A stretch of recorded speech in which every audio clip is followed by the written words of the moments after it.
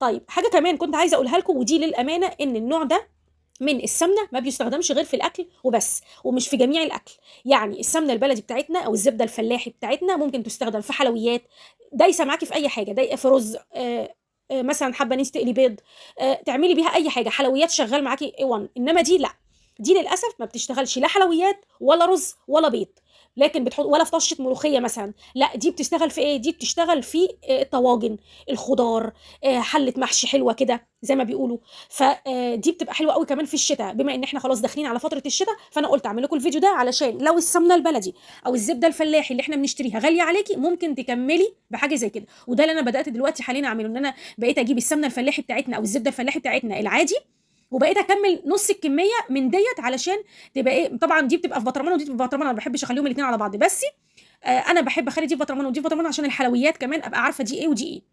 عايزه اقول لكم ما بتفرقهاش خالص خالص عن الزبده، ولكن دي ليها استخدام ودي ليها استخدام. بصوا، عايزه اقول لكم لو اديت لكم ان هي مرمله قد ايه، خطيره خطيره خطيره بجد، جربوها. بس اهم حاجه يعني ايه، تنقوا جزار يكون محترم كده وابن حلال، وتقولوا له انا عايزه كيلو بيض كلاوي.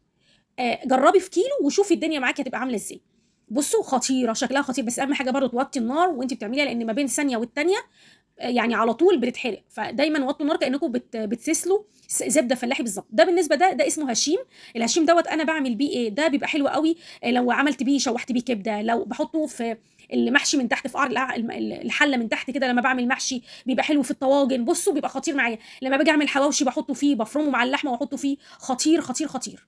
بصوا حاجه صحيه وحاجه احنا عارفين هي معموله من ايه وقدامنا، بدل ما نشتري السمنه اللي بره اللي ما نعرفش هي ايه، ولا مهدرجه ولا مش مهدرجه وبتجيب امراض. الحاجه هي بتاعتنا بلدي وفلاحي واصلي. طبعا انا بستخدمها بكميات معتدله جدا، لان انتوا عارفين ان احنا الدهن برضو يعني مش احسن حاجه، بيعلي الكوليسترول والدهون والحاجات دي. فانتوا لما تستخدموها استخدموها باعتدال. انا بالنسبه لي معلقه شاي بستخدمها، يعني يا دوبك بس النكهه مش اكتر من كده.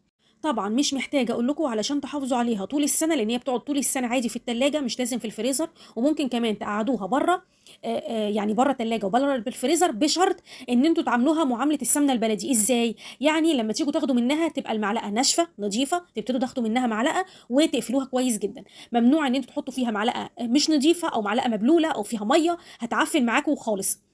طبعا انا كنت حاطه فيها ملح وفلفل اسود، قطرات كده بسيطه من الفلفل الاسود والملح علشان الحفظ. طبعا انا هنا بشيل الجزء بتاع الهشيم ده، كنت بشيله في التلاجة، لكن السمنه عادي جدا ممكن تشيليها بره، وممكن تشيليها في التلاجة براحتك على الاخر. يا رب يكون الفيديو عجبكم ويكون خفيف عليكم، والى اللقاء في اختراعات اخرى قادمه. السلام عليكم ورحمه الله وبركاته. ولو عجبكم الفيديو يا ريت اشتراك في القناه وكمان لايك.